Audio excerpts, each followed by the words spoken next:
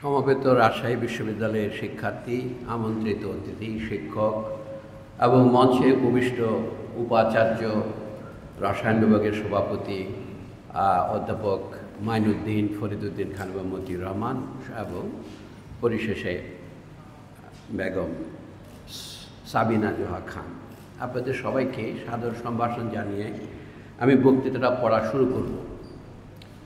শুরু করার আগে দুটো পটভূমিমূলক কথা বলি। আমি সাধারণত লিখিত বক্তৃতা দেই না, আমি যা বলি তা মুখে মুখেই বলি, কিন্তু এই লেখা সম্পর্কে দুটো কথা বলতে হবে। প্রফেসর চৌধুরী মোহাম্মদ জাকারিয়া যখন বললেন আপনাকে লিখে দিতে হবে, আমি মনে করলাম ছাত্রদের পরীক্ষা দেওয়ার মতো। বক্তৃতা হওয়া উচিত সংক্ষিপ্ত, 20 মিনিটের বেশি বলাটা বোধহয় বিধেয় নয়, কাজে আমি অতি সংক্ষেপে লিখেছি। তদুপরি আমি বাংলা লিখি যেটা প্রাচীনকালের বাংলা, 19বিংশ শতাব্দীর বাংলা বলতে পারেন, ফলে অনেকের পক্ষে শুনতে একটু আড়ষ্ট লাগবে। তা আমি মাঝে মাঝে কিছুটা গুরু চণ্ডালী ভাষায় বলবো। আগে জিনিসটা আমি পড়ে নেই, তারপরে যদি আপনারা অনুমতি দেন দু একটা কথা বাড়তে বলার থাকলে আমি বলবো। দেখবেন যে দুটো আছে, আমার আত্মসমালোচনা আকারে বলছি যে বক্তৃতাটা অসমাপ্ত, আরও বহু কথা বলার আছে, পড়ার পর আপনাদের অতৃপ্তি বেড়ে যাবে। তবে আমার অনেক কথার সাথে অনেকে একমত হবেন না। আমাদের বক্তৃতার উদ্দেশ্য হচ্ছে কতগুলো প্রশ্ন তৈরি করা। এইটুকু পটভূমি বললাম। এখন বলি, শহীদ ডক্টর মোহাম্মদ শামসুজ্জোহা শহীদ বুদ্ধিজীবীদের একজন, এবং এখানে মতিউর রহমান সাহেবের কাছে শুনলাম যে তিনি প্রথম শহীদ বুদ্ধিজীবী। যদি আমরা ছাত্রদের বুদ্ধিজীবী হিসেবে ধরি, তাহলে 52 সনে যারা শহীদ হয়েছেন তাদেরকেও বুদ্ধিজীবী বলা যেতে পারে। এটা তর্ক সাপেক্ষ কথা, কিন্তু সেই যাই হোক না কেন, বুদ্ধিজীবীদের একমাত্র কাজ শহীদ হওয়া নয়। শহীদ আমাদের হতে হয় যদি আমরা আমাদের বাসনাকে, সত্য প্রতিষ্ঠাকে সামনে রাখতে চাই। প্রয়োজন হলে সবচেয়ে বড় সম্পদ কি মানুষের? সাধারণ মানুষ বলে জীবন, প্রাণ, কিন্তু সেই প্রাণও একসময় তুচ্ছ হয়ে যায় অন্য কোনো আদর্শের কাছে, অন্য কোনো বস্তুর কাছে বা অন্য কোনো ভাবনার কাছে। তাই আমরা শহীদ হই। তাহলে বুদ্ধিজীবীদের শহীদ হওয়া ছাড়া যদি আর কোনো কাজ থাকে, সেটা কি? তার একটা হচ্ছে শিক্ষা ব্যবস্থা। তা আমি আমার বক্তৃতার যে নাম দিয়েছি, লক্ষ্য করবেন নামটা একটু আড়ষ্ট, শিক্ষার বাহন। এই এক পংক্তি দিলেই যথেষ্ট হওয়া উচিত ছিল, কিন্তু লেখার পরেও মনে হয় সব কিছু বুঝি বলা হলো না। কারণ বাহন কথাটা এখন বাংলায় বেশি ব্যবহৃত হয় না। আপনারা বেশিরভাগ সময় শুনে থাকেন শিক্ষার মাধ্যম। শিক্ষার মাধ্যমে, আগের কানের বাংলায় লিখত শিক্ষার মধ্যস্থতায়, যে মধ্যস্থতা করে। কিন্তু এখানে রবীন্দ্রনাথ ঠাকুর বাহন লিখতেন, তার আগের যুগের লোকেরাও তাই লিখতেন। তো সেইটা ব্যবহার করার লোভ আমি সম্বরণ করতে পারিনি। তারপরে আমার মনে হলো আমাদের দেশে পাবলিক ইউনিভার্সিটি, প্রাইভেট ইউনিভার্সিটি কথাটা আমাদের বন্ধুরা হরদম ব্যবহার করেন, আকসার ব্যবহার করেন, কিন্তু তারা এটা বাংলা করতে পারেন না বলে সরকারি বিশ্ববিদ্যালয়। কিন্তু 19বিংশ শতাব্দীতে যে বাংলা এদেশে ধীরে ধীরে, মানে সরকারি বাংলা যেটা গড়ে উঠেছিল, সরকারি বলতে বোঝাচ্ছি স্কুলে কলেজে যে বাংলা পড়ানো হতো, তাতে একটা শব্দ চালু হয়েছিল জনশিক্ষা। এটা ইংরেজি পড়লেই বোঝা যায় বাংলাটার মানে কি। এটার নাম ছিল পাবলিক ইনস্ট্রাকশন।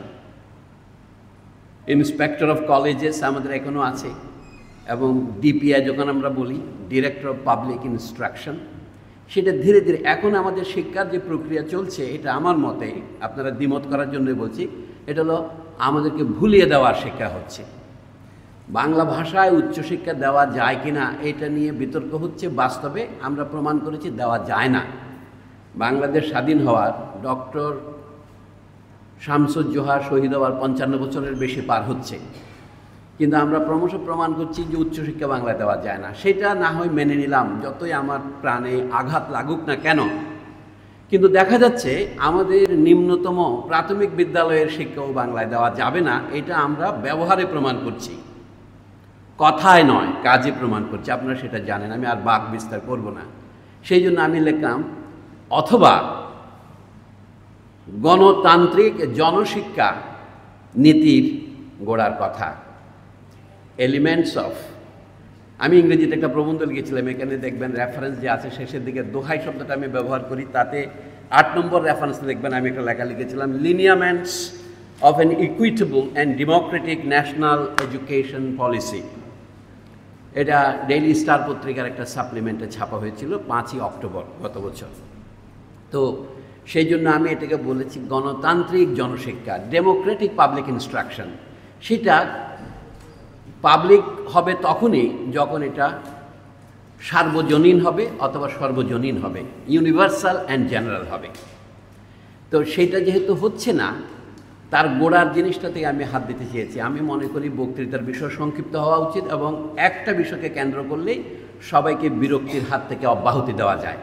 সেই জন্য আমি একটি বিষয়ে কেন্দ্রীভূত রাখতে চেয়েছি। গোটা আমার বক্তৃতাটা অনেকটা জরিপের মতো নয়, এটা একটা বিষয় কেন্দ্রিক। সুতরাং আপনাদের অনুমতি দিয়ে আমি পড়া শুরু করি। যদিও বা এটা সাধু ভাষায় লেখা, তথাকথিত সাধু ভাষায়, তা আমি মাঝে মাঝে চোরা ভাষায়ও দু একটা বলবো কথা। যেমন এতক্ষণ বললাম এটা চোরা ভাষা, মানে মুখে যে কথা বলি এটা হচ্ছে চোরা ভাষা, ওটা সাধু ভাষা। বেটা সাধু বেশে পাকা চোর অতিশয়, বাংলায় বলে না, সাধু আর চলিত। অথবা বলতে পারেন আমি অচলিত ভাষায় লিখেছি, চলিত ভাষায় পড়ব। আচ্ছা, পড়া যাক। এখানে যে মূল বক্তব্যগুলো আছে সেই বিষয়ে শেষ আরেকটা মন্তব্য করে আমি শেষ করব। এটা আশা করি 20 মিনিটে পড়া যাবে। বাংলাদেশে এখন যে শিক্ষা ব্যবস্থা বিদ্যমান তাহাকে কোনো বিচারেই গণতান্ত্রিক বলা যায় না। বৈষম্যহীন তো নয়, এই ব্যবস্থাকে জাতীয় উদ্ধৃতি চিহ্নের ভিতরে জাতীয় বলা যায় কিনা তাহাও তর্ক সাপেক্ষ। এই ব্যবস্থার প্রধান বৈশিষ্ট্য বা লক্ষণ সার্বজনীনতার অভাব, ল্যাক অফ ইউনিভার্সালিটি। দ্বিতীয় বৈশিষ্ট্য ক্রমবর্ধমান ধন সম্পদ বৈষম্যের ভিত্তিতে শিক্ষা দানের মধ্যেও বৈষম্যের প্রতিষ্ঠা। আপনারা অনুমতি দিলে মাঝে মাঝে আমি ইংরেজি অনুবাদে বলবো, কারণ অনেক কথা আমি ইংরেজি থেকে বাংলা অনুবাদ করেছি। আমাদের লেখাপড়া বর্তমানে চলছে এই রকম একটা ক্রান্তিকালীন অবস্থায়, যেখানে ইংরেজি বাংলার নাম মিশিয়ে বলা যায় না। 1947 সালের স্বাধীনতা, ইন্ডিপেন্ডেন্স, কিংবা 1971 সালের মুক্তিযুদ্ধের পরও এটার নাম লিবারেশন, বাংলাদেশের শিক্ষা ব্যবস্থার কোনো মৌলিক পরিবর্তন হয়নি। আপনারা প্রতিটি কথায় দ্বিমত করতে পারবেন, আপনাদের পরিবর্তন হয়েছে, আমি বলছি মৌলিক পরিবর্তন হয়নি।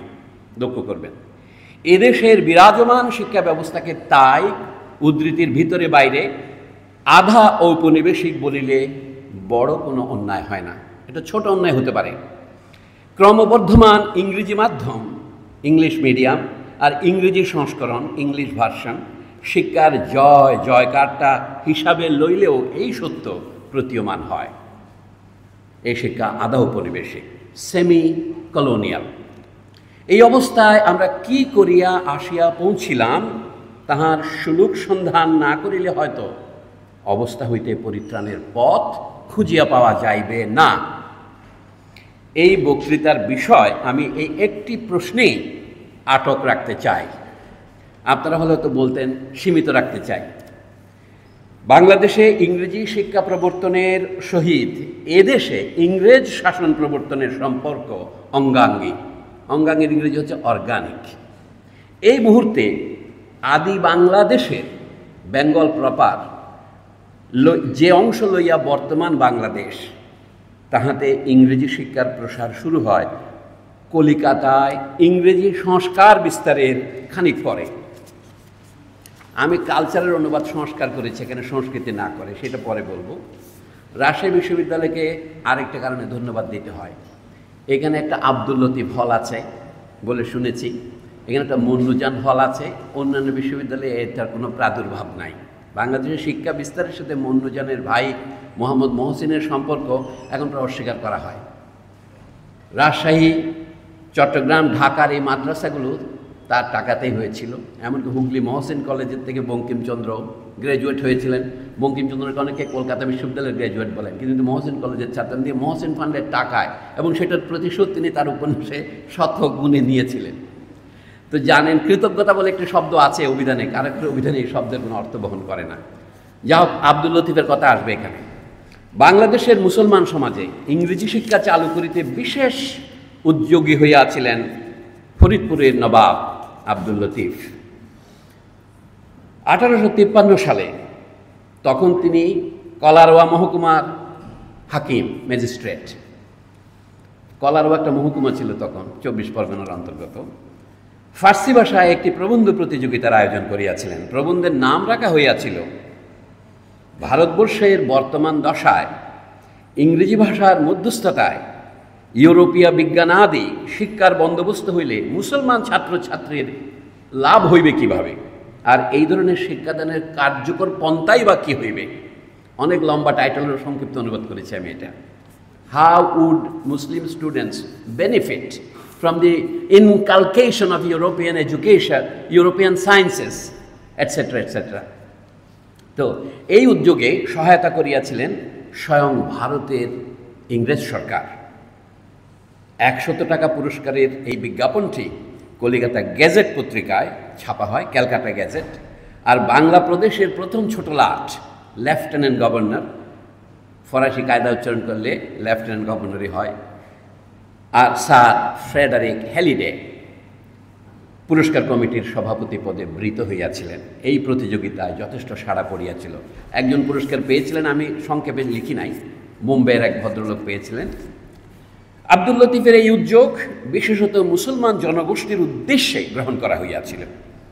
ইংরেজির মধ্যস্থতায় শিক্ষাদানের প্রথম প্রস্তাব কলিকাতাস্থ ইংরেজ সরকার পাশ করে 1835 সালের 7 মার্চ তারিখে। উইলিয়াম বেন্টিং হচ্ছেন তখন বড়লাট বা গভর্নর জেনারেল, তখনও ভাইসরয় হননি। অনেকে শুধুমাত্র লর্ড ম্যাকলের কথা বলেন, যিনি ছিলেন তার পরিষদের একজন উপদেষ্টা বা মন্ত্রী মেম্বার। উনি প্রস্তাবটা পাশ করিয়েছিলেন 2রা ফেব্রুয়ারি, যেটাকে সাধারণত ম্যাকলের মিনিট বলা হয়, কিন্তু প্রস্তাবটা পাশ হয় পরে 7 মার্চ তারিখে।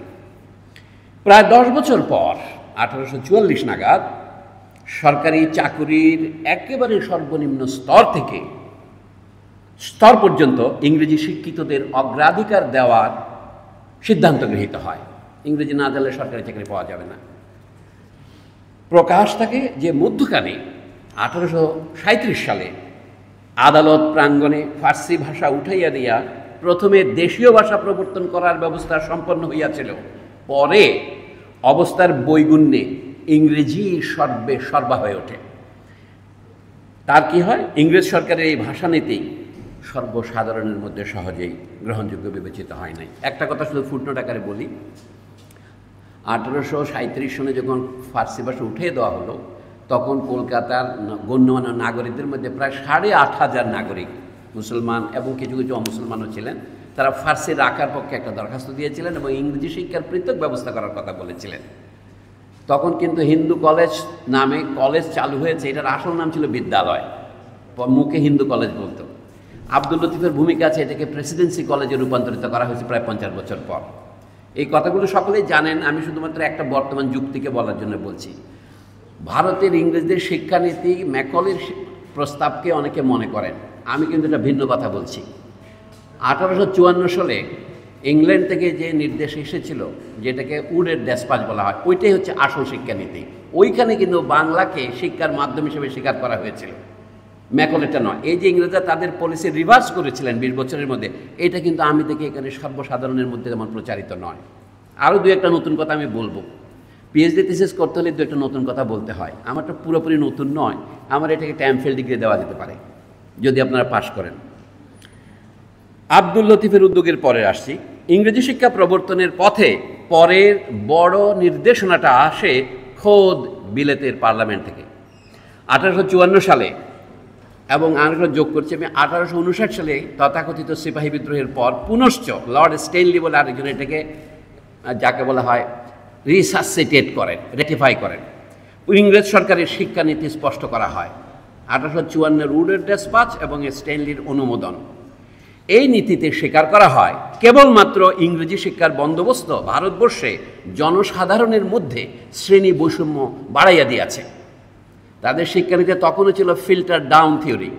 বড় লোকরা শিক্ষিত হলে গরিবরা আপনা আপনি তার কিছু ক্রাঞ্চ বা টুকরা টাকরা পাবে, মুরগির ঠ্যাং ঢিলা কলজে পাবে, কিন্তু সেটা আসলে বাস্তবায়িত হয়নি। ইংরেজরাই বলছেন ক্লাস ডিভিশন হ্যাজ ইনক্রিজড।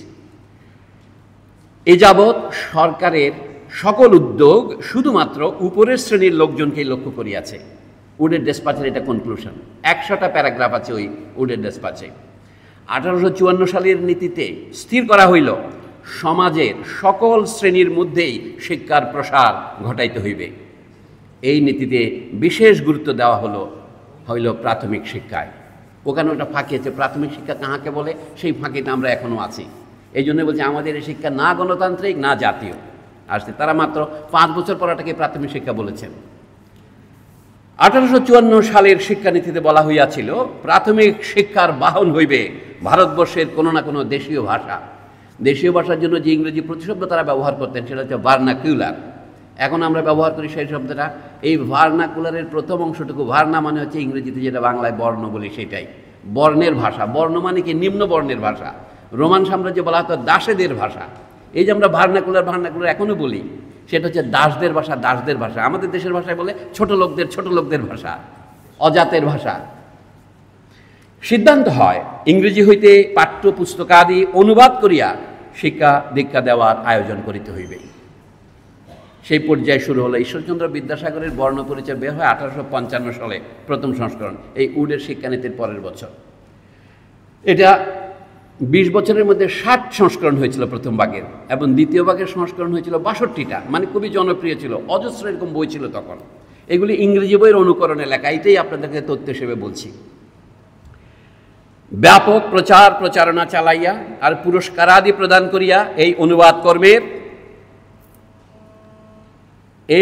কর্মের প্রসার ঘটাইতে হবে খোদ সরকারকেই। এই দায়িত্ব সরকার গ্রহণ করবে। ওই যে ইনস্ট্রাক্টরস বা ডিরেক্টরস অফ পাবলিক ইনস্ট্রাকশন, এই পদটা একবারে তৈরি হবে। আরও সিদ্ধান্ত হয় ইংরেজি ভাষার মধ্যস্থতায় যাহারা শিক্ষা লাভ করিতে ইচ্ছুক তাহাদিগকে ইংরেজিতে শিক্ষা দেওয়ার ব্যবস্থা থাকিবে। এক কথায় বলতে গেলে পলিসিটা ছিল বাইলিঙ্গুয়াল। তবে কোনো ক্রমেই দেশীয় ভাষার অমর্যাদা করা যাইবে না। ইংরেজি ভাষা কোনো ক্রমেই দেশীয় ভাষার স্থলাভিষিক্ত হইতে পারিবে না। এটা উডের ডেসপাচে আছে। মজার পাচ্ছি এই ডেসপাচগুলো অনুবাদও করে না কেউ, বাংলায় প্রকাশও হয় না। আরও একটা গুরুত্বপূর্ণ কথা বলি, এখানে আমি নবাব আব্দুল লতিফের একটা এভিডেন্স দেখিয়েছি, ফুটনোটে পাবেন। নবাব আব্দুল লতিফের রচনা সংকলন দুটো বের হয়েছিল সাবেক পূর্ব পাকিস্তানে 1968 সনে। একটা সম্পাদক ছিলেন ডক্টর এনামুল হক, মানে জাদুঘরের পরিচালক যে ছিলেন তিনি, আর একটা সময় ডক্টর মোহাম্মদ মোহর আলী, ইতিহাসবিদ। দুইজনের কেউই জানেন না যে আব্দুল লতিফের একটা এভিডেন্স 1882 সালে গঠিত উইলিয়াম হান্টারের নেতৃত্বাধীন ভারতীয় শিক্ষা কমিশনে দেওয়া হয়েছিল। ওখানে সাক্ষ্য দিয়েছিলেন 23 জন, তার মধ্যে 3 জন ছিলেন মুসলমান, একজন নবাব আব্দুল লতিফ, আরেকজন সৈয়দ আমির আলী, আরেকজন নবাব সৈয়দ আমির হোসেন, উনি বিহারের লোক ছিলেন। তো সেইখানে যে গুরুত্বপূর্ণ কথা আছে সেখান থেকে আমি কিছু উদ্ধৃতি দিয়েছি এখানে। 1882 সালের, এটা 1884-তে প্রকাশিত হয়। সেই এভিডেন্সের বইটা খুব দুর্লভ। আমি দেখছি যে ওই যে দুজন যারা রচনা সম্পাদনা করেছেন তারা এই খবর পাননি। তারা তাদের সমস্ত রচনা সংকলন করেছেন কিন্তু এই এভিডেন্সটা মিস করেছেন। সেটা আমি ছাপাচ্ছি, বাই দ্য ওয়ে, আপনারা পাবেন কিছুদিন পরে। এখানে আমি তার সার কথাটাই বলি। এখন কথা হচ্ছে কোনো ক্রমেই ইংরেজি ভাষা যেন দেশীয় ভাষার অমর্যাদা না করে, এবং চিরায়ত ভাষা মানে যেগুলিকে আমরা ক্লাসিক্যাল ল্যাঙ্গুয়েজ বলি, আরবি, সংস্কৃত এবং ফার্সি, এই তিনটার উল্লেখ আছে নামে। চিরায়ত ভাষা শিক্ষার যে সকল অনুষ্ঠান প্রতিষ্ঠান, ইনস্টিটিউশনস, মানে অনুষ্ঠানের কিন্তু ডাইরেক্ট অনুবাদ ইনস্টিটিউশন, আমরা এটাকে এখন প্রতিষ্ঠান করেছি বাংলায়, বিরাজমান আছে, সেগুলি বাঁচাইয়া রাখিতে হইবে। আর তাহাদের চিরাচরিত মান মর্যাদাও অক্ষুণ্ণ রাখিতে হইবে। এটা হচ্ছে উডের ডেসপাচের নির্দেশ, কিন্তু পরবর্তীকালে সব সরকার এটাকে উপেক্ষা করেছে, শুধু ইংরেজরাই করেছে। এটা আমরা বুঝি কীভাবে? হান্টারের শিক্ষা কমিশনে সেটা বলা হচ্ছে 30 বছর পরে। 1854 সালের শিক্ষানীতি অনুসারে সাধারণ শিক্ষাদানের উপযোগী কিছু কিছু বিদ্যালয় আর মহাবিদ্যালয়ের ব্যয়ভার খোদ সরকার বহন করিবে, আর কিছু কিছু প্রতিষ্ঠানকে সরকার আংশিক সাহায্য বা সাহায্যার্থে মঞ্জুরি দান করিবে। এটার ইংরেজি হচ্ছে গ্রান্টস ইন এইড। মূল দলিল আমি দেখেছি গ্রান্টস ইন এইড আলাদা 3টা শব্দ আকারে লেখা। এখনকার লোককে হাইফেন দিয়ে লেখে, grants hyphen in hyphen aid. এটার নাম হচ্ছে বিশ্ববিদ্যালয় মঞ্জুরি commission, university grants commission. In aid কথাটা বাদ দিয়েছেন। তাহলে কি করা যাবে? তাহা ছাড়াও আইন, চিকিৎসা, প্রকৌশল, শিল্পকলা এবং কৃষি, এই সকল বিশেষ বিদ্যা শিক্ষার জন্য বিশেষ বিশেষ প্রতিষ্ঠান দাঁড় করাইবে সরকার। এটা কমিটমেন্ট ছিল কলোনিয়াল গভর্নমেন্টের। এই জাতীয় কাজকর্মের প্রধান দায়িত্ব হইবে প্রাদেশিক সরকারের। তখন ব্রিটিশ ভারত অনেকগুলি প্রদেশে বিভক্ত ছিল। পরবর্তীকালে তারা যখন বিদায় নিচ্ছে 1947 সালে, তখন 11টি প্রদেশ ছিল, ওই সময় অত ছিল না। কেন্দ্রীয় সরকারের কর্তব্য হইবে বিদ্যাশিক্ষায় উৎসাহ যোগানো, এনকারেজমেন্ট। এইভাবে তারা দায়িত্ব নিয়েছিলেন। আশ্চর্য বিষয়, তারপরে তারা বাকি দায়িত্ব ছেড়ে দিয়েছিলেন আমাদের দেশের সিভিল সোসাইটি বা সাধারণ মানুষই বিশ্ববিদ্যালয় ছাড়া অন্য প্রতিষ্ঠানগুলো তৈরি করবে। ভারতবর্ষের প্রত্যেক প্রদেশে একটি করিয়া বিশ্ববিদ্যালয় প্রতিষ্ঠার সিদ্ধান্ত গ্রহণ করা হইয়াছিল এই একই নীতিযোগে, 1854 সনের নীতিযোগে। এই সকল বিশ্ববিদ্যালয়ে সরাসরি কোনো লেখাপড়া শেখানো হইবে না। এগুলি হইবে বিদ্যালয় ও মহাবিদ্যালয়ে যে লেখাপড়া হইয়া থাকে তাহাদের গুণ ও মান যাচাই করিবার জন্য পরীক্ষা গ্রহণের উপযোগী দায়িত্বশীল প্রতিষ্ঠান। ইউনিভার্সিটি এক কথা ছিল বোর্ড অফ এডুকেশন ছাড়া কিছুই নয়। আমরা যে বলি কলিকাতা বিশ্ববিদ্যালয়ের প্রথম 2 গ্র্যাজুয়েটের একজন বঙ্কিমচন্দ্র, তিনি কলিকাতা বিশ্ববিদ্যালয়ের ছাত্রই ছিলেন না। ওই কলিকাতা বিশ্ববিদ্যালয়ে উনি পাশ করেছিলেন, যেহেতু আমি কুমিল্লা বোর্ড থেকে পাশ করেছি। ভারতে ইংরেজ সরকারের এই শিক্ষানীতি 1857 সালের জাতীয় বিদ্রোহের পরও ব্যাহত হয় নাই।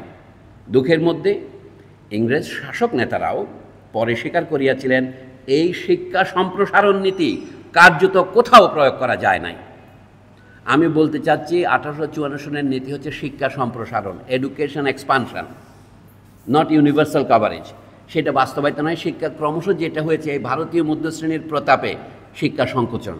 এখন আমাদের যে ইংরেজি শিক্ষা মিডিয়ামের জন্য জয় জয়কার হচ্ছে, এটা মূলত শিক্ষা সংকোচন নীতিরই একটা বহিঃপ্রকাশ মাত্র, অথচ সেটা বুঝতে আমরা অক্ষম। আমেরিকায় ইংরেজি শিক্ষা নীতিতে আমার কোনো আপত্তি নাই, কিন্তু বাংলাদেশেও যদি বাংলা শিক্ষা না হয়, তাহলে বাংলা শিক্ষা আপনি পৃথিবী থেকে তুলে দিতে চাচ্ছেন, এটাই আপনাকে স্বীকার করতে হয়, এমনকি প্রাথমিক পর্যায়ে।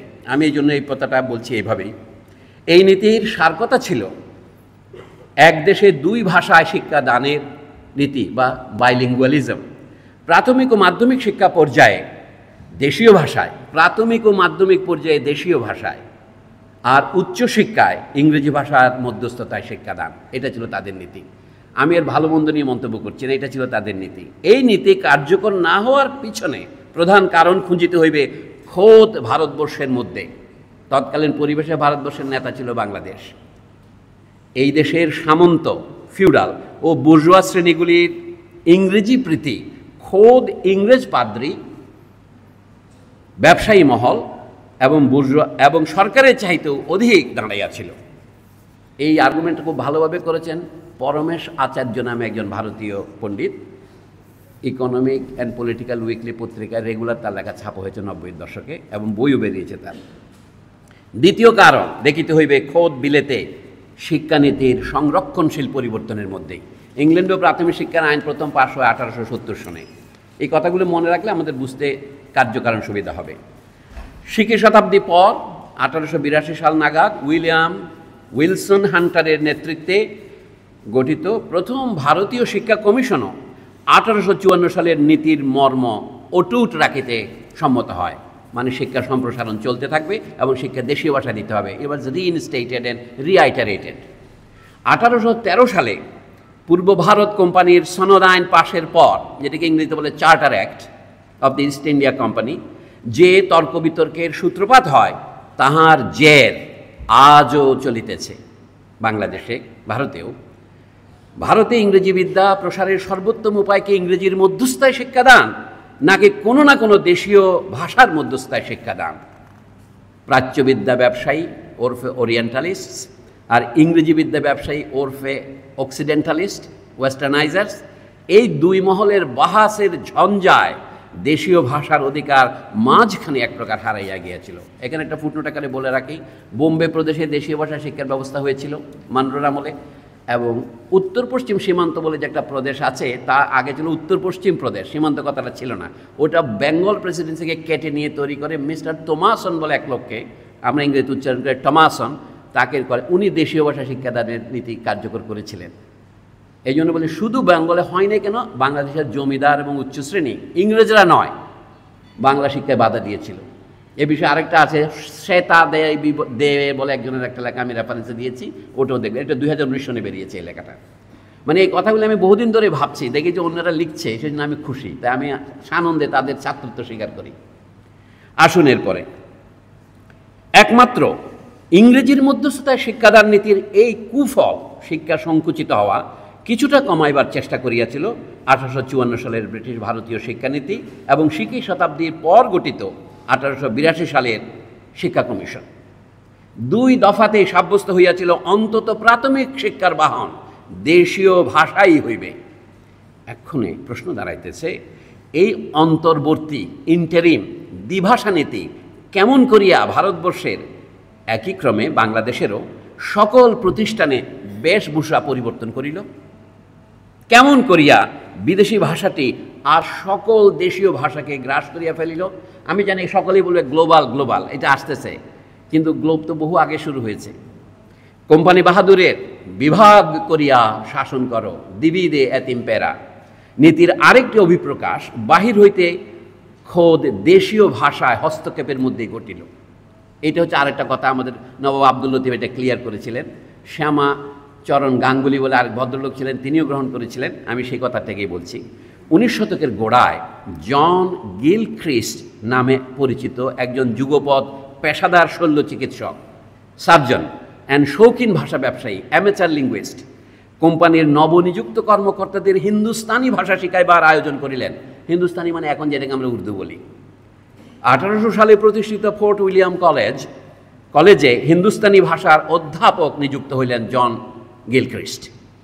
উনি শুরু করলেন সাম্প্রদায়িক নীতি। দেখবেন ভাষার থেকে আরবি ফার্সি শব্দ তাড়াইতে হবে, ভাষাটাকে বিদেশি করে তুলতে হবে। এটা কিন্তু একটা গুরুত্বপূর্ণ অবদান। তিনি হিন্দুস্তানি ভাষা মুঘল যুগের আগে যেমনটা ছিল বলিয়া ধারণা করিলেন, তেমন দশায় ফিরাইয়া নিবার উদ্যোগ করিলেন। এটা সম্পূর্ণ কাল্পনিক। হিন্দুস্তানি ভাষার অঙ্গ হইতে যত পারা যায় আরবি ও ফার্সি শব্দ উঠাইয়া দিলেন, আর তিনি তাহাদের জায়গায় বাছা বাছা সংস্কৃত শব্দ বসাইলেন। আমি এক বান্ধবীকে একটা বার্তা দিলাম, লিখলাম শুক্রিয়া। সে বললে আমাকে, একটা বাংলা শব্দ ব্যবহার করতে পারলেন না? তার সাথে আমার বন্ধুত্বের শেষ। এখন আপনি ধন্যবাদকে বাংলা বলেন, শুক্রিয়া কাও বাংলা বলেন। আপনি শুক্রিয়া মানে হচ্ছে মুখে চিনি পড়ুক, মুখে চিনি পড়ুক, তোমার মুখে ফুলচন্দন পড়ুক। শুক্র মানে আরবি শব্দ চিনি, এটা ইংরেজি সুগার ওখান থেকে আসছে, ফরাসি শুকর আসছে, এটা বলার সাথে সে মানল না, বন্ধুত্ব শেষ। তো আমার একটা সামান্য মূল্য, আমি শহীদ হই নাই, একটা বন্ধু শহীদ হয়েছে আমার। তো এই জন্য বলছি, আমাদের দেশে কী হলো, তাহার এই প্রচেষ্টার ফল আমাদের আজকালের হিন্দি ভাষা। এই ভাষা কেউ কথা পরিষ্কার বলে না, ওখানে কথায় সবাই ওই বই বলে। বোম্বের যে উর্দু সিনেমা, হিন্দি সিনেমা, তা তো উর্দুতেই বলে প্রখ্যাত, আপনারা জানেন যারা হিন্দি দেখেন। বাংলা ভাষার ক্ষেত্রে ঠিক এই কাণ্ডটাই তাহার ঢের আগে শুরু করিয়াছিলেন ইংরেজ পাদ্রী নাতানিয়াল ব্রাসি হালেদ। ইনি 1874 সালে ছাপা বাংলাদেশের ভাষার ব্যাকরণ নামে একটা বই লিখলেন ইংরেজিতে, a grammar of the Bengal language. তখনও বেঙ্গলি কথাটা চালু হয়নি। বন্ধুগণ, আমি ছাত্রছাত্রীদের বন্ধু বলে ডাকি এবং তাদেরকে আপনি করেও বলি, কিছু মনে করেন না, আমি শিক্ষকরা নাই মনে করে বলছি কথাটা। সেটা হচ্ছে grammar of the Bengal language, ওই বইয়ের নাম, 1878 ছাপা। তার নাম কি? নাতানিয়াল ব্রাসি হালেদ। তিনি বাংলায় নিজের নাম হালেদ লিখতেন, কিন্তু আমাদের সুমন্ত্রী কুমার চট্টোপাধ্যায় সহ দিগ্গজ পণ্ডিতেরা কখনো এটা পড়েন নাই, সেই জন্য তারা লেখেন কি হেলহেড। আপনি রাজশাহী বিশ্ববিদ্যালয়ে বহু শিক্ষক পাবেন যারা হেলহেড বলে। কেন? পিএইচডি করেছে একজন লোক, আব্দুল কাইম সাহেব, রাজশাহী বিশ্ববিদ্যালয় থেকে জাহাঙ্গীরনগরে, উনি হেলহেড লিখেছেন। এই লোক বাংলা জানতেন এবং নিজে বাংলা অক্ষরে নাম লিখেছেন। বৌদ্ধ প্রকাশম শব্দশাস্ত্রম হালেদ ইংরেজি ক্রিয়তে, তার বইয়ের নাম, শব্দশাস্ত্রম গ্রামারের নাম। এই জন্য বলছি আমাদের পাণ্ডিত্যের ক্ষেত্রে অনেক নানা জায়গায় গলদ আছে। তো তিনি কী লিখলেন? তিনি সেখানে একটা অদ্ভুত কাণ্ড করলেন। তার বইয়ের নাম বাংলাদেশের ভাষা ব্যাকরণ, বাংলা ভাষা ব্যাকরণ নয়। উনি আশ্চর্য হয়ে লেখেন, বাংলাদেশের লোক দেখি হিন্দি ভাষায় কথা বলে না, বাংলাদেশের লোক দেখি আরেকটা ভাষায় কথা বলে, এটা কি নাম দেব? বেঙ্গল ল্যাঙ্গুয়েজ। মানে ইংরেজরা যে আমাদের ভাষায় কতভাবে হস্তক্ষেপ করেছেন, মানে হাত দিয়েছেন, এটা তার একটা উদাহরণ। এই নামে একটা বই, বাংলা ব্যাকরণ বই লিখলেন। বইটা কিন্তু ইংরেজিতেই লেখা, শুধু উদাহরণ বাক্যগুলো ভারতচন্দ্র এবং অন্যান্য কবিতা থেকে নিয়েছে। সকলে বলে বাংলা ভাষায় ছাপা, এটা প্রথম ব্যাকরণ। আমাদের পণ্ডিতদের যে দলীয়করণ প্রবণতার উদাহরণ সালেহ হাসান নকিব সাহেব আপনাদের সামনে দিলেন, এটা তার আরেকটা জলজ্যান্ত উদাহরণ। একটা ইংরেজি বইকে লোকে বাংলা বই বলে চালাচ্ছে, যেহেতু সেখানে বাংলা কবিতা থেকে উদাহরণ দিয়েছেন। আর ইংরেজির মুখে দুটো বাংলা লাইন, এটা তো বাংলা বই। জানাইলেন, কয়েক শত বৎসরের মুসলমান শাসন বাংলা ভাষার সর্বনাশ সাধন করিয়াছে। এটা ওনার ভূমিকা, 20 পৃষ্ঠা ভূমিকা থেকে উদ্ধৃত করছি। আহ্বান জানাইলেন বাংলা ভাষা হইতে আরবি ও ফার্সি শব্দ যত পারা যায় উঠাইয়া দিতে হইবে। ওই যে গিলখ্রিস্টের অনুকরণে তাহাদের জায়গায় সংস্কৃত বাগ্বিধি ও বাগধারার প্রবর্তন করিতে হইবে, প্রতিষ্ঠা দিতে হইবে।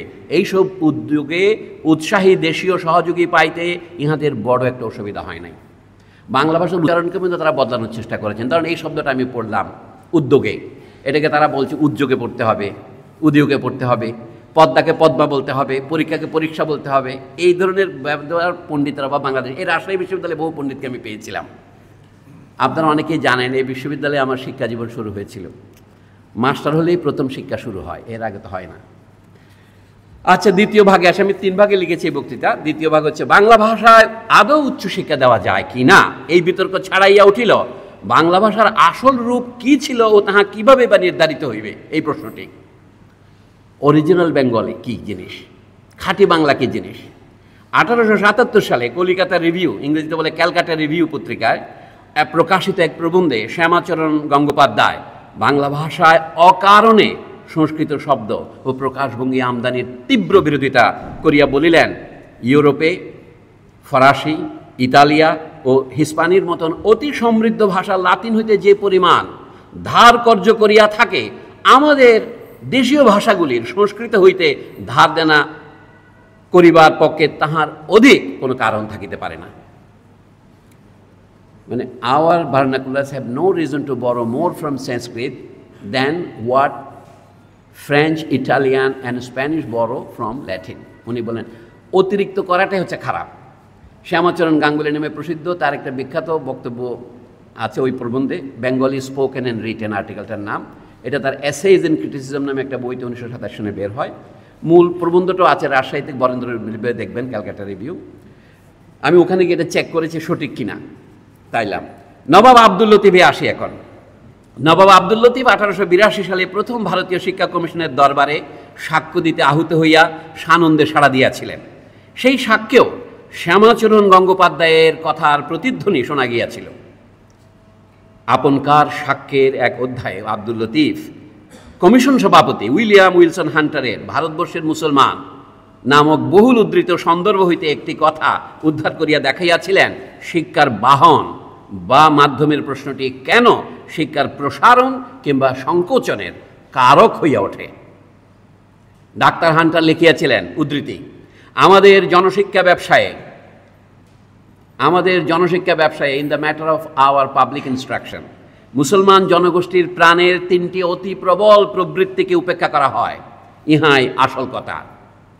1 নম্বরে এই ব্যবস্থায় শিক্ষা দেওয়া হয় বাংলাদেশের দেশীয় ভাষার মধ্যস্থতায় যে ভাষাটাকে শিক্ষাপ্রাপ্ত মুসলমানরা তুচ্ছ তাচ্ছিল্য করেন, মানে সংস্কৃত বহুল বাংলা, আর শিক্ষাটা দিয়া থাকেন যে হিন্দু শিক্ষকেরা তাহাদিগকেও মুসলমান জনগোষ্ঠী ঘৃণা করিয়া থাকে।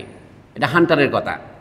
বাঙালি বিদ্যালয় শিক্ষকেরা, বেঙ্গলি স্কুল টিচার্স, তাহাদের নিজেদের ভাষায় কথাবার্তা কহিয়া থাকেন আর এক ধরনের বাজে উর্দুতেও বাতচিত করেন, ভালগার উর্দু, ওইটা উনি লিখেছেন। শেষোক্ত এই ভাষাটি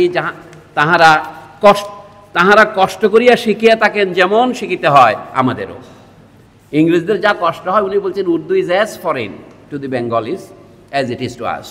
তাহা ছাড়াও আমাদের নরম সরম আর ভয় কাতুরে চরিত্রের কারণে, তাহাদের নরম সরম আর ভয় কাতুরে চরিত্রের জন্যে তাহারা মুসলমান বালকদের অন্দরে শান্তি শৃঙ্খলা পর্যন্ত বজায় রাখিতে পারেন না।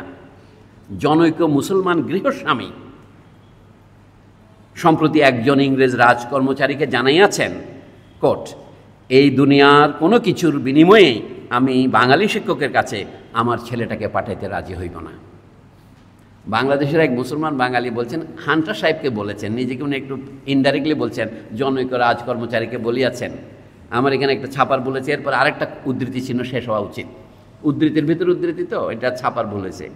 যাদের কাছে আছে দয়া করে এটা কারেক্ট করে নিয়েন। এই অতিশয়োক্তির সহিত আব্দুল লতিফও নিজের 1 ফোঁটা শিশির যোগ করিলেন। আবার উদ্ধৃতি, এইটা প্রায় 5 লাইন যাবে। ডাক্তার হান্টারের উক্তির সঙ্গে আমি শুদ্ধমাত্র এইটুকু যোগ করিতে চাই যে প্রাথমিক শিক্ষাটা বাংলা ভাষাতেই দিতে হইবে। তবে আজকালকার পাঠশালায় বাংলা ভাষা যে ধরনের সংস্কৃত কণ্ঠকিত উপভাষায় বিরাজ করিতেছে, সে বাংলায় নয়। বাংলার এই দশা ঘটিয়াছে লেখক শিক্ষক ছাত্রছাত্রী এবং শিক্ষাবিদগণের সম্মিলিত প্রভাবের খেলায়, আন্ডার দি কম্বাইন্ড প্রেশার। উদ্ধৃতি শেষ। পাঠশালার যে ভাষায় মুসলমান ছাত্ররা পড়ালেখা করিবে তাহা হইতে হইবে একদিকে হিন্দু পাঠশালায় ব্যবহৃত অতিমাত্রায় সংস্কৃত কণ্ঠকিত বাংলা, আর অন্যদিকে মুসলমান পরিবারে ব্যবহৃত ঘরোয়া বাংলা, দুইয়ের মাঝামাঝি একটা কিছু। এটা হচ্ছে নবাব আব্দুল লতিফের পরামর্শ। ঘরোয়া বাংলায় আরবি ও ফার্সি শব্দের ব্যাপক ছড়াছড়ি, বাংলা ভাষার এমন মাঝামাঝি একটা রূপ দেখা যায় প্রদেশের দেওয়ানি আর ফৌজদারি আদালতে, সিভিল অ্যান্ড ক্রিমিনাল কোর্টস। কোর্টে যে বাংলায় কথা বলে সেখানে বেশি। এখানে একটা ফুটনোট বলে রাখি, 1837 সনে যখন কোর্ট থেকে ফার্সি উঠিয়ে দেওয়া হলো, ইংরেজিকে দিয়ে সাথে সাথে ওখানে প্রবর্তন করা হয়নি। বলছে কি, জনসমর্থন আদায়ের জন্য এটা হচ্ছে অন্তর্বর্তীকালীন সরকারের কৌশল, যে এখন থেকে বাংলা ভাষায় আদালত চলবে, উর্দু ভাষায় আদালত চলবে, আমরা ফার্সি উঠিয়ে দেব। তাহলে যারা দেশপ্রেমিক তারা বাংলা এবং উর্দুর পক্ষ নিয়ে ফার্সির বিরোধিতা করলো, 10 বছর যাওয়ার আগেই তারা বাংলা এবং উর্দু উঠিয়ে দিল, তার জায়গায় ইংরেজিকে বসালো। মানে replacement of Farsi with English did not take place immediately after a gap of about a decade. এটা মনে রাখার জন্য আমি আপনাদেরকে অনুরোধ করব। আরেকটি প্রশ্নের উত্তরে নবাব আব্দুল লতিফ আরও পরিষ্কার করিয়া বলিলেন, বাঙালি মুসলমানের শিক্ষার বাহন হইবে বাংলা, শুধুমাত্র এই একটি শর্তে। কি শর্তে? ভাষাটিকে হইতে হইবে অতিরিক্ত সংস্কৃত কণ্টক মুক্ত। তাহার কথায় সংক্ষেপে বলিতে গেলে, আবার উদ্ধৃতি, সংক্ষেপে বলিতে গেলে বাংলা প্রদেশের বিষয়ে আমার অভিমত এই যে, জনসাধারণের মধ্যে সর্বনিম্ন শ্রেণীর অন্তর্গত লোকজনের, যাহারা রক্তের কারণে হিন্দুদের আত্মীয়, এটা আমি অনুবাদ করেছি, হু আর এথনিক্যালি রিলেটেড টু দি হিন্দুস। অনুবাদ মাত্রই ব্যাখ্যা আপনারা জানেন, আমি এটা ব্যাখ্যামূলক, যারা রক্তের কারণে, ওই যে মনে আছে ছোটোবেলায় পড়েছে ভাই বড় ধন রক্তের কারণ বাঁধনে, না, যদিও পৃথক হয় কার যেন কারণে, সেইটার জন্যই। তো আমি বললাম ভাষার কারণে হিন্দু মুসলমান আলাদা হয়ে যাচ্ছে উনি বলতে চাচ্ছেন। তারপর মজার ভাষা কি, যাহারা রক্তের কারণে হিন্দুদের আত্মীয় তাহাদের শিক্ষার বাহন হইতে হইবে বাংলা ভাষা। এই ভাষাকে অবশ্য শিক্ষিত হিন্দুদের সংস্কৃতমন্যতার উপরিকাঠামো হইতে ছাঁকিয়া শুদ্ধ করিয়া লইতে হইবে, আর তাহাতে দৈনন্দিন জীবনে ব্যবহৃত আরবি ও ফার্সি পরম্পরায় আগত অজস্র শব্দ সম্ভার যোগ করিয়া লইতে হইবে, যাহা ফোর্ট উইলিয়াম কলেজের পণ্ডিতরা সরাইয়া দিয়েছিলেন, যাহা গিলক্রিস্ট সাহেব ছড়াইয়া দিয়েছিলেন। এই ধরনের বাংলার ভালো একটা চেহারা দেখা যায় আইনে ও আদালতে ব্যবহৃত বাংলায়। উদ্ধৃতি শেষ। এটা নবাব আব্দুল লতিফের কথা। এখন একটু ফুটনোট বলি। ডক্টর আহমদ শরীফ আমাদের শ্রদ্ধেয় শিক্ষক ছিলেন, বড় পণ্ডিত ছিলেন, তার অনুসরণে অনেক লোক, আমার গুরু আহমদ সাফা এবং মোর্শেদ শফিউল হাসান আমাদের বন্ধু, এরা সকলে নির্দ্বিধায় বলে যাচ্ছেন নবাব আব্দুল লতিফ বলেছিলেন বাংলাদেশের মুসলমানদের জন্য শিক্ষার মাধ্যম উর্দু হইতে হইবে। এটা ডাহা মিথ্যা কথা, লাইজ, ড্যাম লাইজ অ্যান্ড স্ট্যাটিস্টিক্সের মতো লাই। এটা সত্য নয়। উনি বলছিলেন বাংলাদেশের মুসলমানদের মধ্যে কিছু অংশ আমরা উর্দুভাষী আছি, আমাদের উর্দুতে শিক্ষার অধিকার দিতে হবে, কিন্তু বাংলাদেশের বেশিরভাগ মুসলমান, যাদের কোনো নাম ছিল বাঙালি মুসলমান, তারা ethnically related to the Hindus, they are converted Muslim, তাদের তো বাংলা ভাষার মাধ্যমে হবে। এই বিষয়ে উনি কোনো রকমের উচ্চবাচ্য করেন, শুধু বলেছেন কি এখন যে বাংলা দেওয়া হয় সেটা তারা বুঝতে পারে না। বাংলাকে ইংরেজ শাসনের আগে যে বাংলা ছিল সেই লেভেলে পুনঃপ্রতিষ্ঠিত করতে হবে, রেস্টোরেশন। এইটাকে আমাদের পণ্ডিতরা, আমি আপনাদের একই বক্তৃতা অনেকগুলো কথা বললাম, আশা করি ক্ষমা করবেন। সুনীতি কুমার চট্টোপাধ্যায় যে ওই বইটা পড়েন নাই আমি কী করে জানি, পাদ্রি লং, জেমস লং বলে, যাকে ইংরেজরা জেল দিয়েছিলেন মধুসূদনের বই, তার বই অনুবাদ করার জন্য, ওই যে নীল দর্পণ ইত্যাদি অনুবাদ করেছিলেন উনি, সেই জন্য সেই ভদ্রলোক একটা catalogue of Bengali printed books in 1854 বের করেছিলেন। তাদের সব বাংলা বইয়ের নাম উনি ইংরেজিতে লিখেছিলেন। সেইখান থেকে নাথানিয়াল ব্রাসে হালেদের নাম পইড়ায় ওরা বইয়ের নামে প্রচারণা শুরু করছেন। ওটাতে ইংরেজিতে লেখা হালেদ, HALHED। তো এল এর পরে এইচ বললে উচ্চারণ লটাই হয়, এইচটা তাকে সফট করে, লাউট করে, এটা না বুঝে তারা হাল হেড পড়া শুরু করেছেন, HED কিন্তু EAD নয়। আমি তাতে বুঝতে পারলাম বাংলাদেশের বড় বড় পণ্ডিতরা কী করেন। এখন তো ওই বইয়ের ফ্যাক্সিমিলি বেরিয়েছে, আপনারা যে কেউ দেখতে পারেন, বৌদ্ধ প্রকাশন শব্দশাস্ত্রম এই বইটার নাম। আসুন, 19 শতকের মাঝামাঝি প্রশ্ন উঠিয়াছিল ভারতবর্ষের বর্তমান দশায় ইংরেজি ভাষার মধ্যস্থতায় ইউরোপীয় বিজ্ঞান পড়ানো যায় কিনা। আজ 21 শতাব্দীর প্রথম পাদে আসিয়াও আমাদের জিজ্ঞাসা করিতে হইতেছে বাংলাদেশের বর্তমান দশায় খোদ বাংলা ভাষার মধ্যস্থতায় ইউরোপীয় বিজ্ঞান পড়ানো যাইবে কি না। ইউরোপীয় বিজ্ঞান পড়ার কোনো বিকল্প আমাদের নাই, এটা অকপটে স্বীকার করি। কিন্তু ইউরোপীয় বিজ্ঞানের বাইরেও যে আরও জ্ঞান ছিল সেটাও আমাদের পড়লে আমাদের জ্ঞানের মধ্যে এক ধরনের একটা ভাব প্রতিষ্ঠিত হয়, যাতে তাকে আমরা একমাত্র জ্ঞান না বলে ভুল না করি। জ্ঞান উন্নয়নের জন্য যদি চীনেও যাইতে হয়, ইউরোপে যাইতে অসুবিধাটা কী?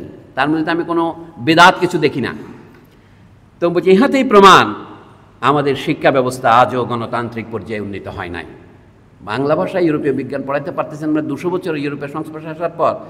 আমাদের বাংলা ভাষার কি এটা অন্তর্নিহিত কোনো দুর্বলতা না আমাদের নীতিগত দুর্বলতা? আমাদের অনেকে বলে বাংলায় তো বই নাকি করে পড়াবো, তো বই যে নাই কেন এটাই তো আমার প্রশ্ন। আপনি বই লিখতে পারছেন না কেন? আমি চমৎকার একটা প্রশংসা করি এখানে। অধ্যাপক রহমতুল্লাহ ইমন আপনাদের পরিসংখ্যানের শিক্ষক ছিলেন, উনি যে পরিসংখ্যানের একটা সহজ গল্পে গল্পে বই লিখেছেন, এই বই পড়লে তো বিশ্ববিদ্যালয়ের শিক্ষকদের শিক্ষা হওয়া উচিত যে বাংলায় অতি উচ্চমানের বাংলা গণিতের বই লেখা যায়। যেমন ধরেন উনি লিখছেন ম্যাট্রিক্সের অনুবাদ করেছেন আয়ত্ত সংখ্যা, হয়তো আপনি বদলাইতে পারেন। একইভাবে উনি লিখছেন মেথড অফ লিস্ট স্কোয়ার্স, লিখেছে না ক্ষুদ্রতম বর্গ প্রক্রিয়া। ওনার এটাকে আপনি আরও বদলাইতে পারেন। বাংলা ভাষাকে সংস্কৃত থেকে ধার করতেই হবে, ইংরেজি যেমন ল্যাটিন থেকে ধার করে। আপনি সমস্ত গাছের নাম তো ল্যাটিনে লেখেন। এই হীনম্মন্যতা থাকার দরকার নেই আমাদের। এই জন্য বলছি ইহা বড়ই পরিতাপের কথা। বৈষম্যের কথা না তুলিয়াও একথা নিঃসন্দেহে বলা যায় যে এই শিক্ষা ব্যবস্থা আদৌ জাতীয় হয় নাই, হইতে পারে নাই, মানে পরাধীনতার অভিশাপ মুক্ত হইতে পারেন নাই। আমার এখানে একটা ছাপার ভুলটুল আছে, অভিশাপ মুক্ত এক শব্দ হওয়া উচিত। আমি একবারে লিখে পাঠিয়ে দিয়েছিলাম, এই জন্য দেখার সুযোগ পাই না। কথিত আছে ইতিহাসে প্রত্যেকটি ঘটনায় দুইবার করিয়া ঘটে, প্রথমবার ট্র্যাজেডির রূপে, দ্বিতীয়বারে প্রহসনের আকারে। ইংরেজরা আমাদের দেশ দখল করেছিলেন, এটা আমাদের জন্য ট্র্যাজেডি ছিল। আমরা সিরাজউদ্দৌলা এখানে ট্র্যাজেডি আকারে পালন করি। আর এখন যেটা আমরা ইংরেজির নকল করছি, এটা আমাকে দেশের বানরের খেলা ছাড়া কিছুই মনে হয় না। আহমদ সাহেব বলতেন আমাদের দেশের মানুষ বুড়া হতে জানে না, তারা কেবলে বুড়া হলে বানরের মতো আচরণ করিতে থাকে। আমি জিজ্ঞাসা করলাম স্যার মানেটা কি? বলে আপনার যৌবনকে যদি আপনি অনুকরণ করতে থাকেন বুড়া বয়সে, এটা খানি বৃদ্ধস্ব তরুণী ভাজ্যা বলে একটা গল্প আছে না আমাদের এখানে, এটা হচ্ছে প্রহসনের মতো মনে হয় ওনার। বর্তমানে আমাদের ইংরেজি প্রীতিটা প্রহসন আকারে দেখা দিয়েছে। History repeats itself first as a tragedy then as a farce. এটা প্রথম বলেছিলেন হেগেল বলে এক পণ্ডিত, তাকে নকল করে কার্ল মার্কস বলেছিলেন। হেগেল সাহেব বলেছিলেন ইতিহাসের প্রত্যেকটি ঘটনায় দুবার করে ঘটে, তবে প্রথমবারে ট্র্যাজেডি আকারে ঘটে, দ্বিতীয়বারে যে প্রহসন আকারে ঘটে এটা বলতে হেগেল ভুলিয়া গিয়েছিলেন। এটা হলো মার্কসের ফুটনোট। লুই বোনাপার্টের অষ্টাদশ ব্রুমিয়ার নামক বইতে শুরুতে এই বাক্য দিয়ে শুরু। আচ্ছা, আমার এখন উপসংহারে এসেছি। ইংরেজি শাসন অবসানের পরের যুগে প্রায় 100 বছর পরেও আজ বাংলাদেশে যাহারা জনশিক্ষার বাহন ইংরেজি রাখিতেই তৎপর, তাহাদের আসল মতলবটা কি? বর্তমানে তাহাদের কোনো কোনো প্রতিনিধি প্রকাশ্যেই বলিতেছেন এই দেশে শিক্ষার প্রসার একটু বেশি হইয়া গিয়াছে। তাদের অনেকে আমাদের সরকারেও আছেন, এমনকি অন্তর্বর্তী সরকারেও আছেন। আমি ভাসুরের নাম মুখে আনতে পারছি না। বর্তমানে তাহাদের কোনো কোনো প্রতিনিধি প্রকাশ্যেই বলিতেছেন এই দেশে শিক্ষার প্রসার একটু বেশি হইয়া গিয়েছে। কিসের মাপে? কর্মসংস্থানের মাপে। তাই আমাদের বেকারত্ব শিক্ষিতদের মধ্যে ছড়িয়ে পড়েছে। বেকারত্ব নিয়ে তাদের কোনো মাথা ব্যথা নেই, মাথা ব্যথা হচ্ছে শিক্ষিত বেকারত্ব নিয়ে। কাজে এটা অভিশাপ মুক্ত করতে হলে শিক্ষাটা কমালেই তো হয়, তাহলে আর বেকারত্ব থাকে না। কি সুন্দর! এক্ষণে দরকার প্রদত্ত শিক্ষার গুণগত উৎকর্ষ সাধন করা। এটাকে বলে রেটরিক, মেটাফর। গুণগত উৎকর্ষের নাম মানে হচ্ছে পরিমাণগতটা কমান। যদিও বা পরিমাণগতটা বাড়াইলে গুণগত উৎকর্ষ বাড়তে পারে, এই সম্ভাবনা স্বীকার করতে তারা প্রস্তুত নন। এখন অথচ একথা দিনের আলোর মতন পরিষ্কার যে এই দেশে আজও সকল শ্রেণীর মানুষের মধ্যে সমান শিক্ষা লাভের সুযোগ বিস্তৃত হয় নাই। এই দেশের এক বিপুল সংখ্যাগরিষ্ঠ মানুষ আধুনিক শিক্ষার সম্ভাবনা হইতে বঞ্চিত। উল্লেখযোগ্য সংখ্যক মানুষ এখন পর্যন্ত অক্ষর জ্ঞানও লাভ করে নাই। সরকারি পরিসংখ্যানের উপর আমাদের আস্থা দিন দিন কমে যাচ্ছে। নাহলে আমি বলতাম তাদের ভাষায় শতকরা 26 জন মানুষ এখন নাম দস্তখত করতে পারে না। এটা আমার ধারণা আরও বহুগুণ বেশি হবে। আচ্ছা, তাহলে আমরা কি করব এখন? এই অবস্থায় গুণগত উৎকর্ষের দোহাই দিয়া তাহারা জনশিক্ষার বিস্তার রোধের চেষ্টাই করিতেছেন। বিদেশি ভাষার মধ্যস্থতায় দেশি ও বিদেশি বিজ্ঞান আয়ত্ত করাইবার এই চেষ্টা প্রকৃত প্রস্তাবে নতুন সামন্ততান্ত্রিক ব্যবস্থা প্রবর্তনেরই প্রয়াস বই নয়। এটার ইংরেজিতে বলে নিউ ফিউডালিজম, NEO-ফিউডালিজম। আমি এটা আপনাদের সামনে পেশ করলাম, বিশেষ করে ছাত্র বন্ধুদের সামনে, ছাত্রী বন্ধুদের সামনে, যে আপনারা বিতর্ক করেন। আমার কথাকে নাস্তা না বুঝ যদি আপনারা করতে পারেন, আমি আস্ত বুধ হব যদি করেন। তাহলে কী করব? চীনের নেতা মাও জেদং একদা নিজের দেশের দীনদশার, আমি লিখতে চাইলাম হীনদশার, ছাপার দোষের দীনদশা হয়ে গেছে, দুটোই চলবে, দীনদশার ব্যাখ্যান প্রসঙ্গে বলিয়াছিলেন, চীন দেশটা হইতেছে আধা ঔপনিবেশিক ও আধা সামন্ততান্ত্রিক। এটা 1920-এর দশকে বলেছিলেন। China is semi colonial and semi feudal. তা আমি বলছিলাম বাংলাদেশে নব উদ্যমে ইংরেজি শিক্ষার প্রসার, যুগপদ ইংলিশ মিডিয়াম ও ইংলিশ ভার্সন দেখিলে আমার সেই কথাটাই বেশি বেশি মনে পড়ে। যুগপদ মানে পা দুটো একসাথে দেওয়া, আমরা যুগপদ বলি। পা দুই পা ছাড়া। মা সুতরাং আরও একটা কথা বলতেন, কোনো একটা দেশে অগ্রসর হতে হলে শিল্প এবং কৃষি দুটাতেই উন্নতি করতে হবে। বলে এক পায়ে হাঁটা যায় না, পা দুটো লাগে, রন পাতেও দুটো পা থাকে।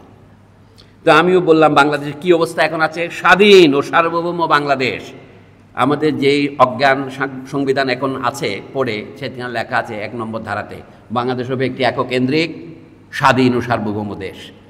আমি এককেন্দ্রিকটা বাদ দিয়ে বললাম একটি স্বাধীন ও সার্বভৌম দেশ বাংলাদেশ, বর্তমানে নয়া ঔপনিবেশিক ও নয়া সামন্ততান্ত্রিক দেশ। আপনারা যেটাকে ফ্যাসিবাদ বলছেন, পরিবারতন্ত্র বলছেন, এক ব্যক্তি শাসন বলছেন, এইটা আসলে নতুন ধরনের সামন্ততন্ত্র। তো সেই জন্য বলছি, হইতে পারে এই সামন্ততন্ত্র সোনার পাথর বাটির মতন বুর্জোয়া সামন্ততান্ত্রিক এবং স্বাধীন পরাধীন। ইতিহাসে এরকম অনেক অদ্ভুত ঘটনা থাকে যেটা ট্রানজিশন বোঝায়। স্বাধীন পরাধীন কী জিনিস? সোনার পাথর বাটি হয় সোনার হবে না, পাথর রাউন্ড স্কোয়ার কেমন হবে সেরকম। ইংরেজি ব্যবসায়ী, বিদেশি, বিলেতি, মার্কিনী, অন্যান্য ইংরেজ জাতি যেমন অস্ট্রেলিয়ান, নিউজিল্যান্ডার, তারা তো চাইবে আমাদের এখানে ইংরেজি প্রসার করতে। এটা তাদের তো সাধারণ ব্যবসায়িক উদ্দেশ্য।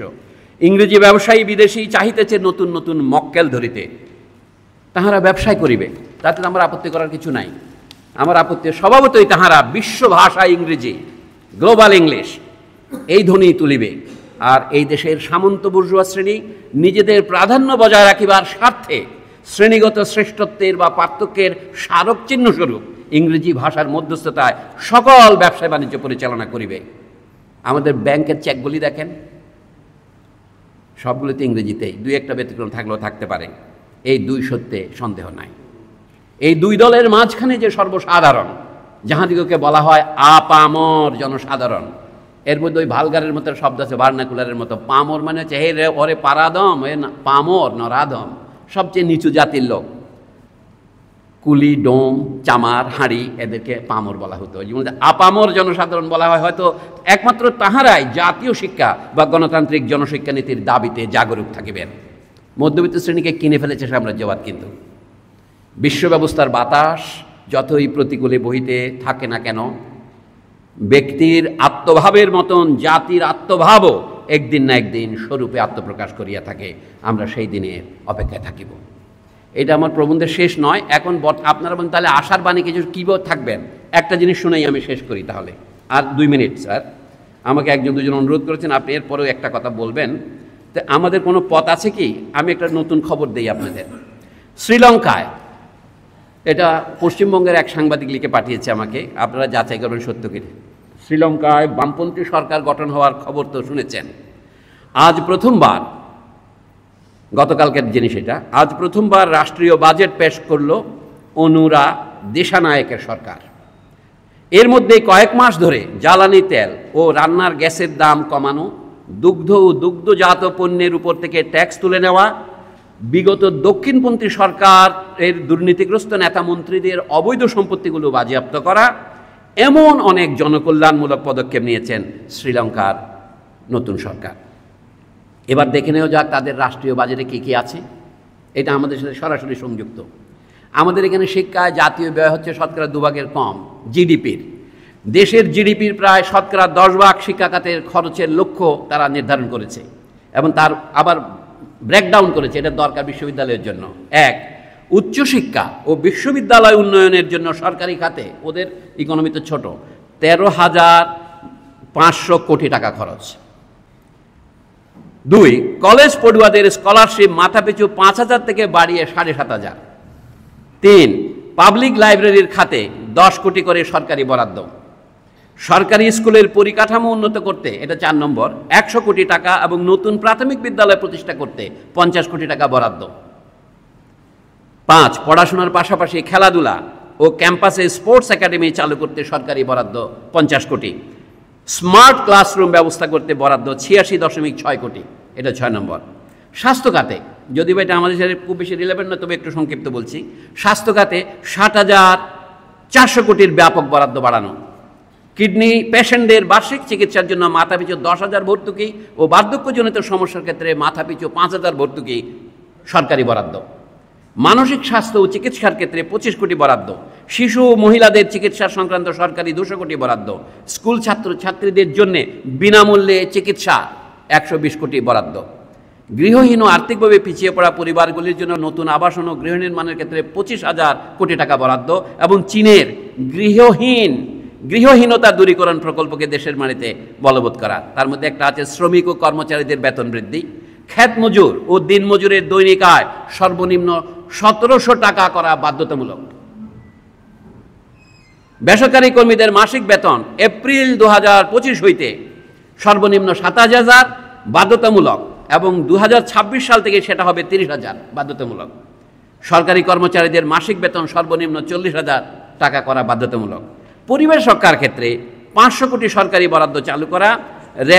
রেল পরিষেবার ক্ষেত্রে 150 কোটি বরাদ্দ। পুরনো কামরা ইঞ্জিন মেরামতের জন্য 25 কোটি টাকা বরাদ্দ। আমার মনে হয় রাজশাহী বিশ্ববিদ্যালয়ের কিছু বরাদ্দ দরকার পুরনো বিল্ডিংগুলো ঠিক করার জন্য, অথবা এই সাউন্ড সিস্টেমটা আরেকটু সৃষ্টি করার জন্য। নতুন ইঞ্জিন তৈরিতে 50 কোটি বরাদ্দ, কারণ সাউন্ড সিস্টেম আপনারা শুনতে পাচ্ছেন, আমাদের ভাইস চ্যান্সেলর সাহেব শুনতে পাচ্ছেন কিনা আমার সন্দেহ। এই জন্য এছাড়াও কর্মসংস্থান, রেশন ব্যবস্থা, কৃষি, শিল্প, ট্যুরিজম, বন্দর এর মতো 37টা খাতে সরকারি বরাদ্দ ঘোষণা করে নবনির্বাচিত শ্রীলঙ্কার বামপন্থী সরকার প্রতি ক্ষেত্রেই স্বচ্ছ সোজা সাপটা হিসাব পেশ করেছে। ভাবছেন, স্বপ্ন দেখছেন? আমার সাংবাদিকের নাম হচ্ছে সৌম্য ব্যানার্জি, বলছে ভাবছেন, স্বপ্ন দেখছেন? ভাবছেন কোনো সরকারের পক্ষে এটাও কি সম্ভব? ভাবছেন এমন ব্যবস্থাপনা মানে তো স্বর্গ। তখন উনি বলছেন শ্রীলঙ্কানরা অলৌকিক স্বর্গে বিশ্বাস করেন না, আগার কহি হ্যায় স্বর্গ তো উতার না জমিন পর। ধন্যবাদ।